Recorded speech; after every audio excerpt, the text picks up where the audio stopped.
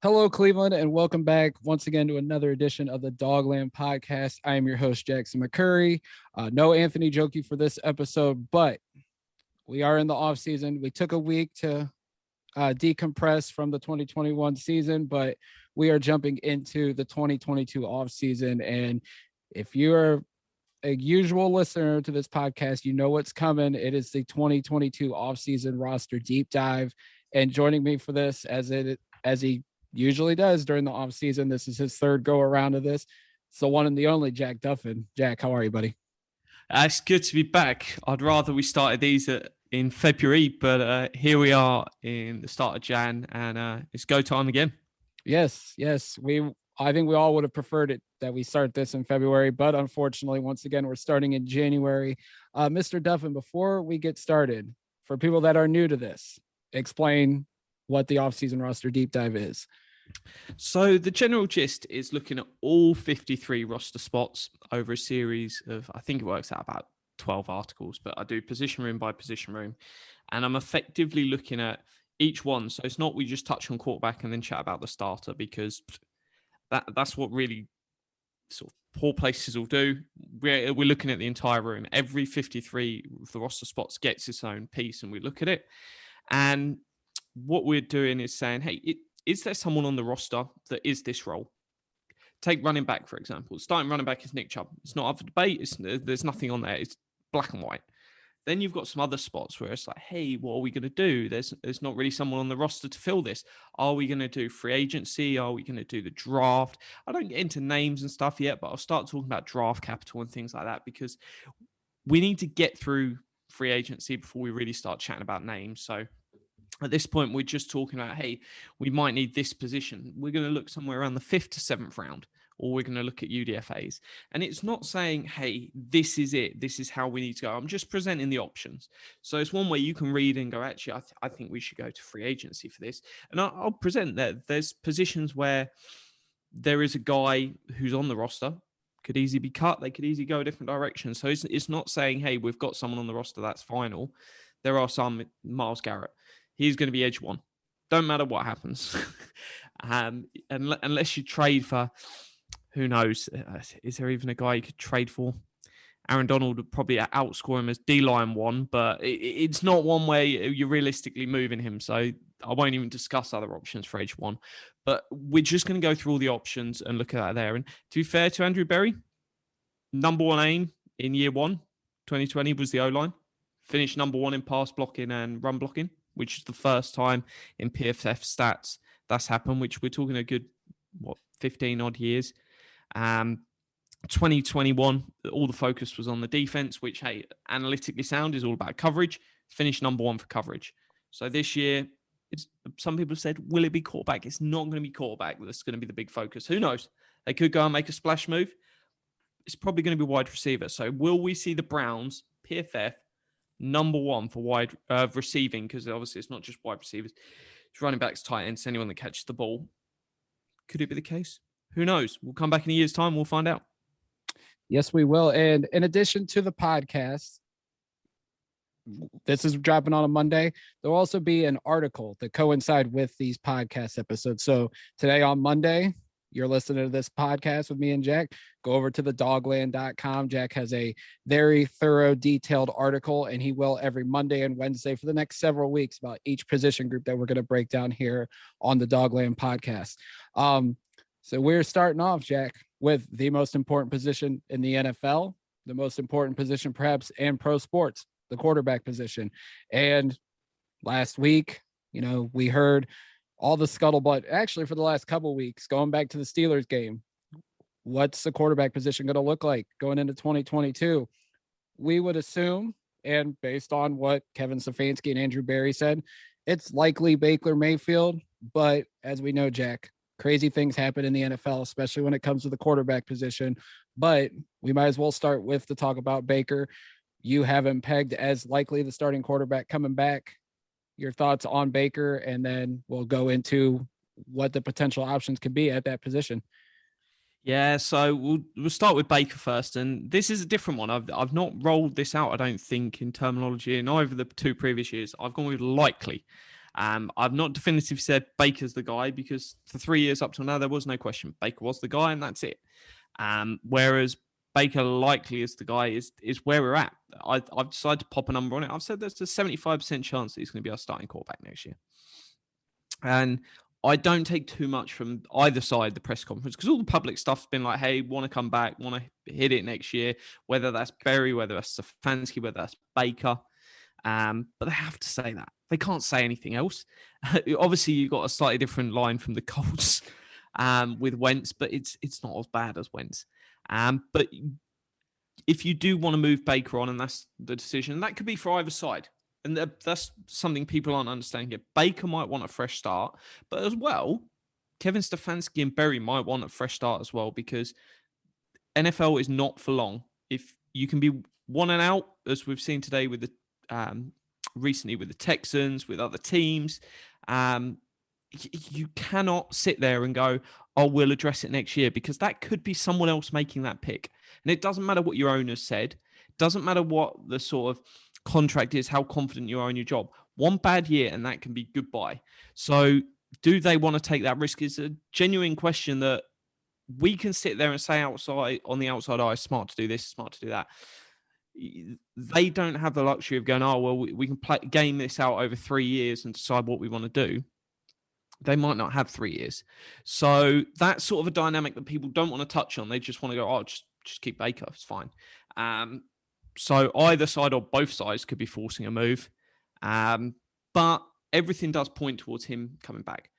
But the key thing to understand, if Baker hasn't signed a contract extension, which everything says is never going to happen this offseason, they have no quarterback under contract next year. Not this coming season, 2023. So they need to prepare for that year to be a year where they draft a quarterback, because where do you get a quarterback? You get him in the draft. You don't want to pick up something off of someone else's scrap heap. It's just not the good way about roster construction.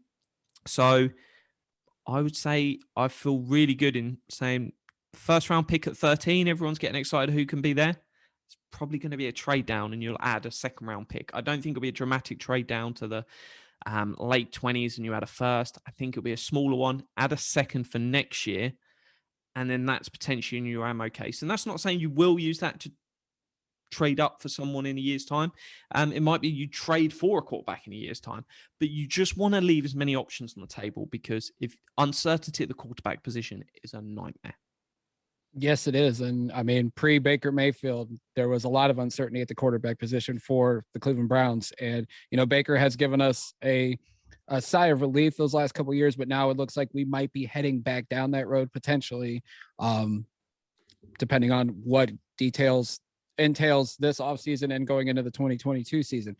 You know, the first thing, Jack, that we'll talk about when it comes to the quarterback position, specifically starting quarterback, trade. And it's the names that we've been hearing for practically the last year, not just with the Browns, but around the league. And there's 3 names specifically: Aaron Rodgers, Russell Wilson, Deshaun Watson. I wouldn't even consider Rodgers a likely option unless for some reason he's open to coming to Cleveland. It just seems like he's going to go to somewhere that's established. Not saying the Browns aren't established, but where he could just drop right in and be a boom Super Bowl contender. Now, he might be able to do that in Cleveland just given the talent he has. But I just don't see him giving Cleveland a real look if he does choose to move on from Green Bay. Russell Wilson, we heard about it last summer. There's specific places he wants to go, places where his wife could reinvigorate her music career. The Browns probably aren't one of those options. But Deshaun Watson's this was probably the biggest one that might be a realistic shot. He has a no trade clause. The Dolphins probably aren't a likely spot now after they fired Brian Flores. Deshaun Watson out of the big 3, Jack, I have a feeling if his charges clear up, the sexual assault cases, Deshaun Watson to Cleveland doesn't seem far-fetched, but a lot of people are saying, would Andrew Berry trade for 3 first-round picks for him? Yeah, so, I'm with you with the other 2. I think, for me, I've always said for 2 years, Rodgers is off to Denver this offseason, but sounds like he might stay, but we'll see on that. And Russell Wilson, it just feels like he's going to be in New Orleans. It just feels like that's going to be the way. And with the trade stuff, it's why I've always avoided it in previous years, but the quarterback, I made an exception this year, is it's so hard to predict. I know trading is different than free agency, but only 2 teams made a serious approach to Tom Brady. 2 teams out of the entire league made a serious approach to Tom Brady. So when people say, no, that'll never happen, you just don't know how big a market is around certain players. So the idea that, no, they're not going to come here, oh, we're this, we're that. If they want to leave and there's only like 2 or 3 teams interested and the Browns are one of them, the Browns have a very realistic opportunity. So lots of people want to do down the team. That I see it on Twitter. It's like, oh, this is impossible. Someone better will take him. Who knows? They might not be in the market. So it takes 2 teams to tango. But Watson, for me, is the most realistic one. He's not getting traded until he's cleared. And if he's not cleared, then who knows where that direction goes. So people worrying about the fact that he's got charges over him, that is going to be addressed before any moves mattered. And the Texans aren't going to trade him before that, with people going, should we just offer a second and see if they'll accept it? They're never going to accept that. They are going to see this out and then they'll make a decision. The interesting one is, do they potentially hire Flores and that sort of smooth stuff over? Because that's apparently a big fan of why I want to go there. Obviously, the issues with ownership and other things, so probably not, but let's see. Crazier things have happened. But yeah, he's the big move. And I think Andrew Berry would stump up what it costed, because having a quarterback that is elite and his play has been phenomenal is a game changer for your entire franchise. So if the opportunity was there, I think it could be him versus his predecessor in Howie Roseman that he's bidden against, which would be a messy game. But I certainly think they would be in the market. And we've seen from Andrew Berry 2 years ago, he was the only person other than the New England Patriots calling Cam Newton. 2 years ago, no one was talking about benching Baker Mayfield or anything else. We had Keenum under contract as well, but they were still trying to add Cam Newton. So when people get upset of the Browns are linked to this player, Andrew Berry is calling about every single trade, every single free agent. You just have to accept that, because that is what good due diligence is. So he's going to keep looking, and if he feels the price is right, he'll pull that trigger. But all the people worrying about, oh, what about the charges? That is going to be dealt with before. No one is trading for him in the unknown and the mystery, and who knows what happens. Yes, and if people don't think Barry doesn't understand the value of the quarterback, in 2011, he was a pro scout for the Colts. When Peyton Manning went down with the neck injury, the Colts tanked, but they tanked for good reason, to get Andrew Luck. And I mean, I think, like Jack said, Barry will leave no stone unturned trying to see if there's a potential upgrade at quarterback going into 2022 for sure. I think, people could say, well, he said this in front of the media. Like Jack said, he had to say those things. There's a reason why they do what they do in front of the cameras, and then behind the cameras, they're masters of their craft. And I don't expect Andrew Berry to be any different. There is a second tier of trade targets, and this has been the hot names over the last couple of weeks, Jack. Derek Carr, Kirk Cousins, and even Jimmy Garoppolo, who the 49ers could move on from this season or this offseason. And it's likely they will, because I feel like they're going to give the keys to Trey Lance. But all 3 of these could be potential trade options for the Browns. It's just a matter of, do they think it is a clear upgrade over Baker Mayfield? Yeah, and it comes into that sort of question of, if Baker wants out and they're sort of happy to move him and can get an offer. There's been one that is associated to Albert Breer, but I don't know if he's actually said it, which is Washington's first round pick, which, hey, if that's on the table, I'm taking that. If we're just hoping for 1 year of Baker as almost a semi-bridge at this point, if you don't believe he's going to get the future contract, why wouldn't you take a first? I think Kirk Cousins is the one I think most likely to move, purely because a new head coach, new GM, and it could turn into sort of a salary cap dump almost, not the dump to the level of the Brock Osweiler trade, but I don't think they'll look for that much, because it's a $35 million fully guaranteed deal. And if you want to get out of a cap problem, getting rid of something like that is a big upgrade. So I think that's more realistic. Derek Carr, I just feel, is going to stay, even though it's a new head coach and probably a new GM once their season ends. That's there. And Jimmy G, meh. I wouldn't hate it. I feel he could probably force his way to free agency and might want a longer deal. But yeah, it's one that, am I taking any of those over Baker Mayfield with the hope that they sign a longer contract? No. Baker has more upside long-term than any of those three players. If I was looking at a one-year bridge and I could get trade value for Baker and pick up one of these guys cheaper, would I do that? Yeah, I would do that, because it doesn't bother me paying slightly extra for Kirk Cousins and going, hey, 1 year of Kirk Cousins, roll the dice.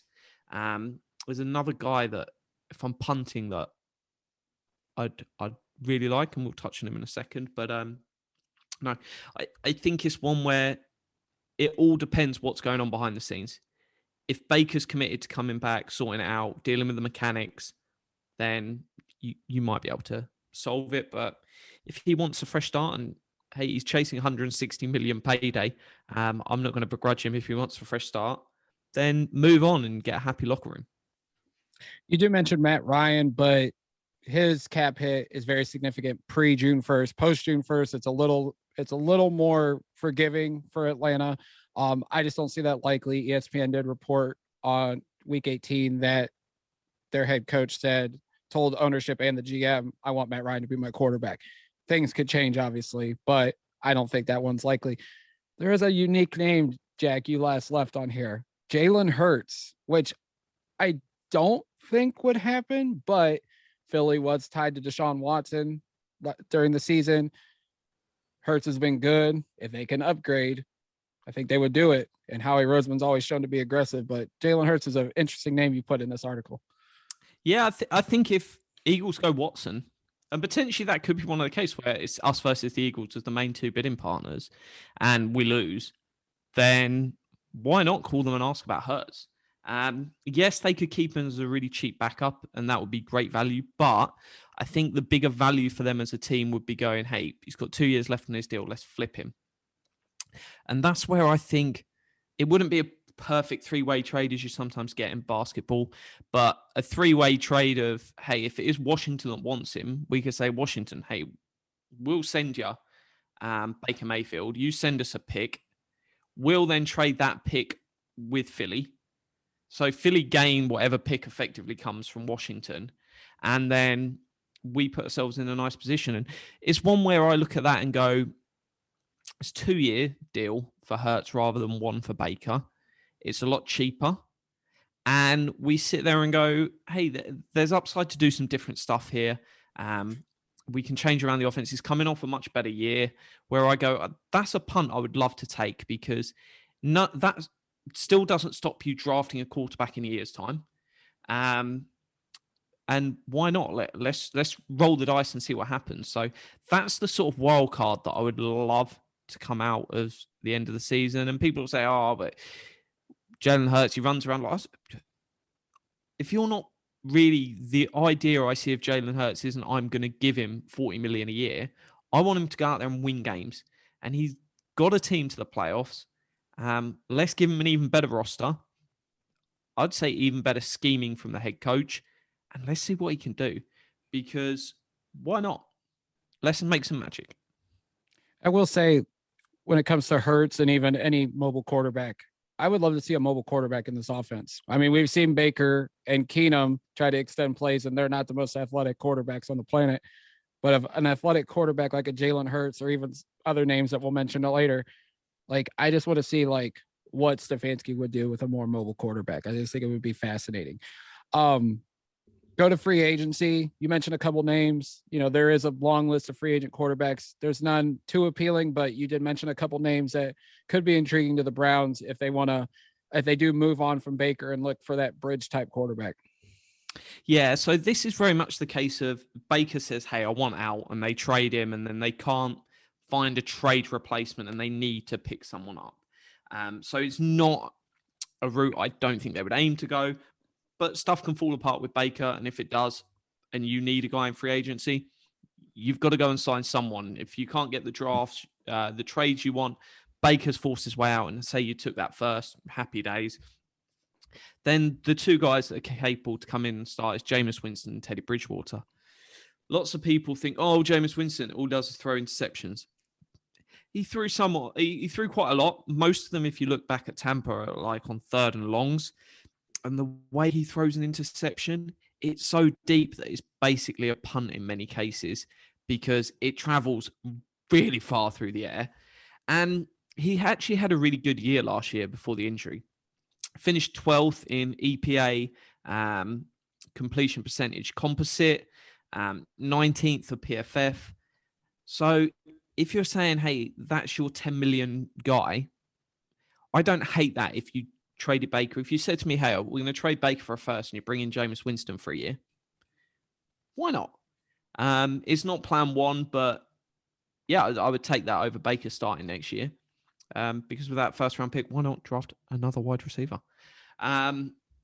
So yeah, I don't hate it. Teddy, yeah, I'm never going to get excited about Teddy Bridgewater. Yeah, he do a job, but that's it. Yeah, I mean he's definitely a bridge quarterback. He had some moments in Denver, but I mean he wasn't the long-term fit. Could be a solid backup in the league, but the more I hear about Jameis, the more I'm intrigued. If he's a bridge, maybe even as a guy to come in and compete with Baker, if they elect to go that route, I doubt they do that, but it could be something to watch. We get to the backup quarterbacks. Obviously, right now we have Case Keenum and Nick Mullins.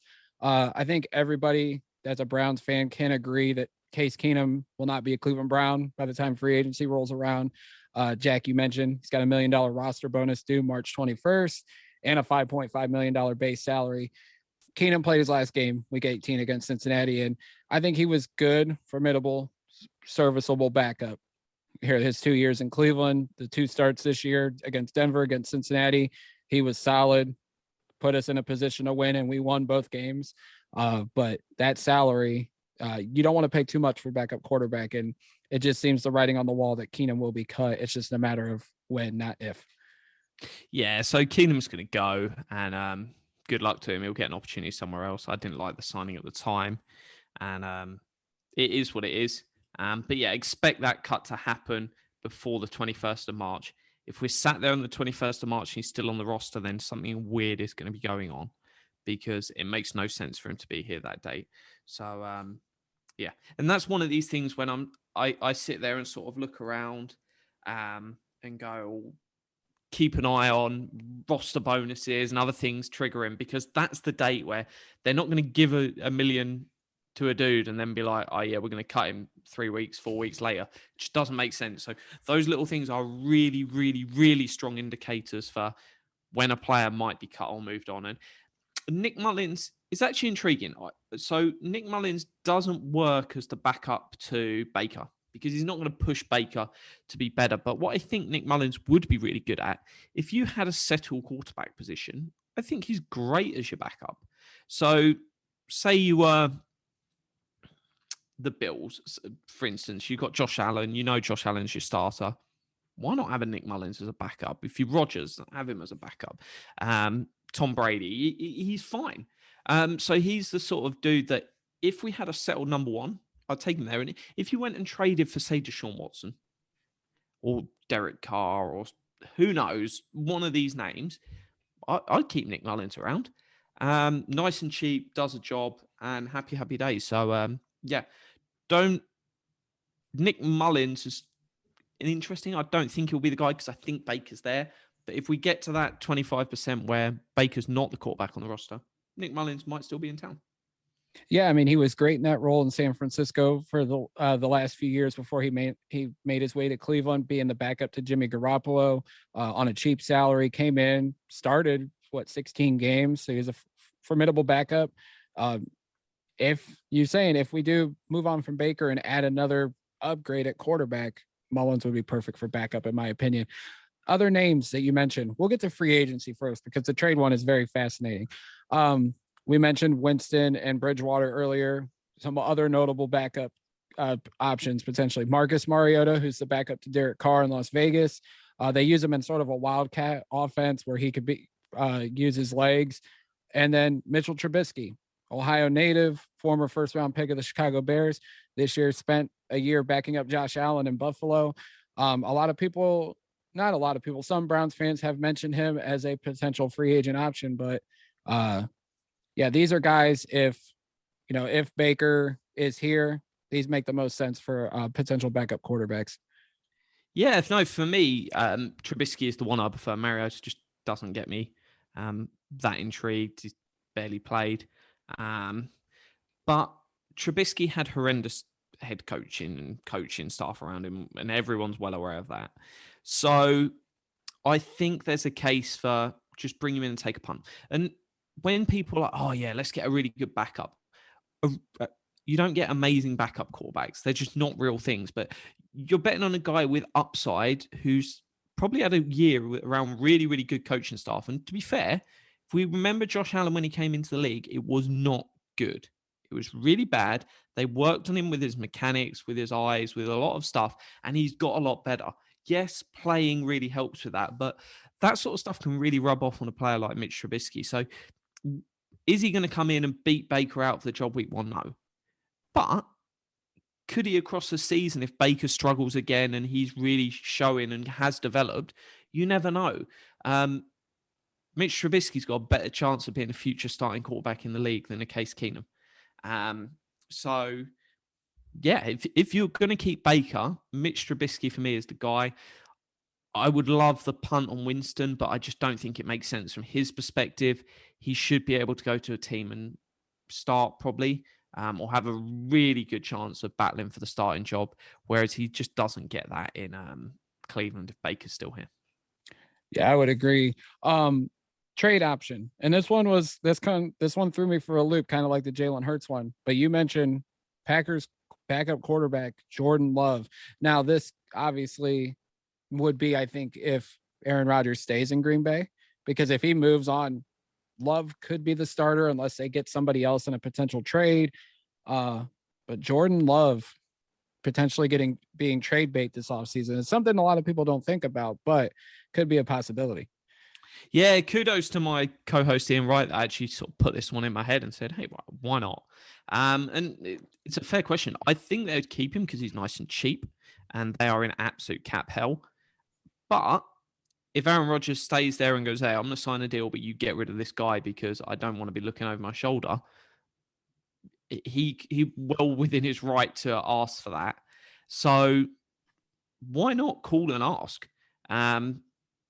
Float that question and see what they come back with. Because, yeah, if you're going to take Baker and keep him next year, even better than Mitch Trubisky, Jordan Love, we've seen very little. Yeah, it hasn't been great, but anyone being rolled out there for a first few games usually doesn't light it up.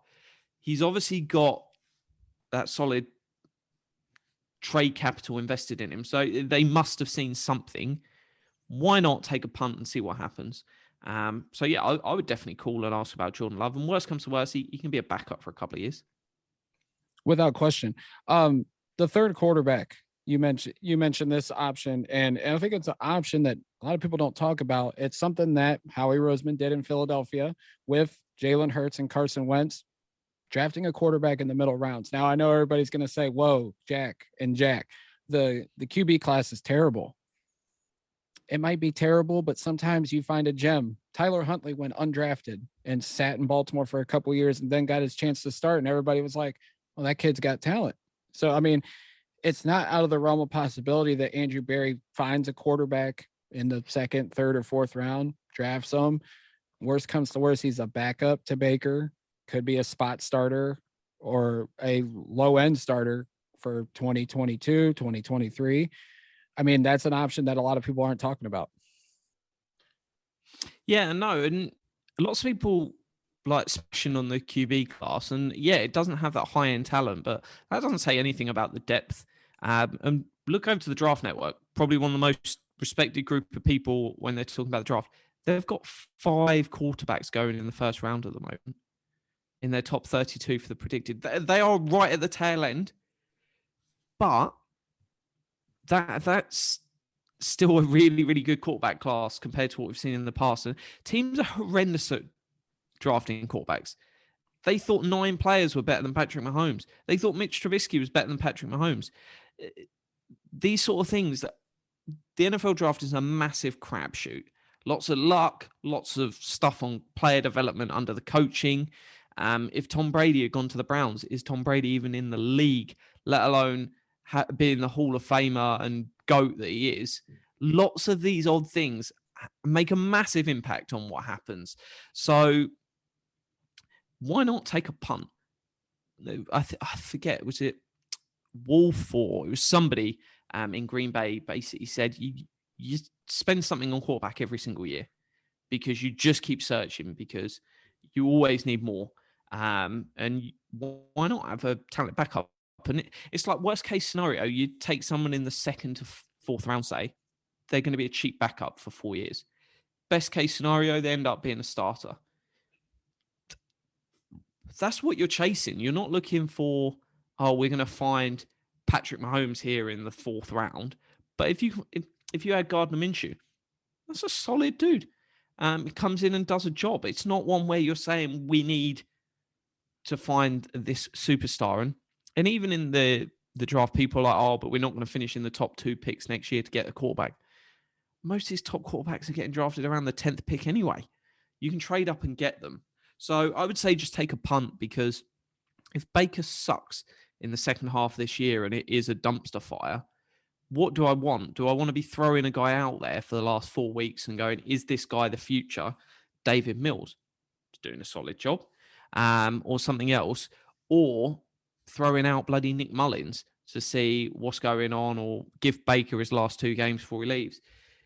Just test it out and throw stuff at it. An extra third or fourth spent on the quarterback isn't going to be the end of the world. You're not mortgaging your future for that. Have a punt, see what happens. I will say I was doing a mock draft and I drafted Garrett Wilson, wide receiver, in the first round. Second round, Malik Willis from Liberty was there. And that's like, out of the quarterbacks I've seen, that's the one I'd take a chance on. If he fell to us at 43 or 44, whatever pick we have, I wouldn't mind rolling the dice there. It's not expensive. You have at worst a backup quarterback on a really cheap deal. And if Stefanski and Alex Van Pelt and company can mold him into a potential starter for 2023 or beyond, it's worth, like you said, worth making a punt on a guy like that. Yeah. Lots of people are thinking, you're replacing Baker with a 4th round pick. It's like, that's not the case. If you've got no one in your room and you're only drafting quarterbacks in the 4th round, then you're going to have a problem. But yeah, why not? Throw stuff at the wall until something sticks. And that's the way you should be a quarterback, because until you've got the answer where you go, this guy is going to consistently be a top 10 quarterback.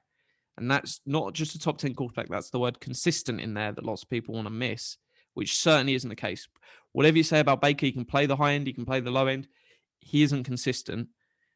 You want to be there every year going, this guy's going to be top 10. As long as he's that, you're fine.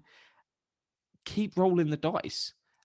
So whether it's Jalen Hurts, Jordan Love, Baker, a draft pick, see what's out there and go crazy.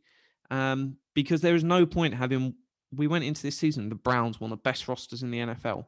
That's what happens when you don't weight the quarterback position. If you haven't got a quarterback, it doesn't really matter. We're never going to suck enough with this roster that we're going to get a 1-2 pick, because the roster is loaded. But yeah, not having a quarterback just leaves you in the middle of purgatory. With the old Andy Dalton Bengals, they had to bottom out to get their bright future, and they're enjoying it. So why not us next? Absolutely. Well, Jack, this was a good start to our offseason deep dive. Just so everybody knows, like I mentioned at the top, we have a podcast dropping, and we'll have an article on thedogland.com by Jack every Monday and Wednesday for the next few weeks. Monday today was quarterback.